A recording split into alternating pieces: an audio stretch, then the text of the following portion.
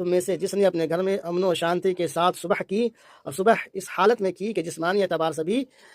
تندرست ہو، معافن فی جسدہ، صبح کی اس حالت میں کہ جسمانی اعتبار سے بھی تندرست ہو، عندہ قوت یومہ، اور صبح کی اس حالت میں کہ اس کے پاس پورے دن کی روزی موجود ہو، فکأنما حیزت لہ الدنیا، گویا کہ دنیا اس کے لیے سمٹ دی گئی ہے،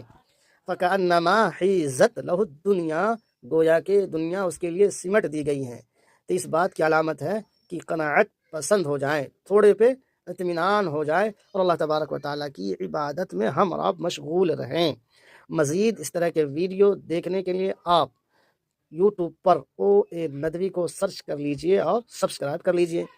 فیس بک پر اگر ہمیں دیکھ رہے ہیں تو آپ عزیر انظر کو فالو ضرور کر لیجئے، اور مزید یہ کہ سبسکرائبشن فیس بک پر ہے، آپ اگر چاہیں تو اس سے میرا ممبر بھی بن سکتے ہیں۔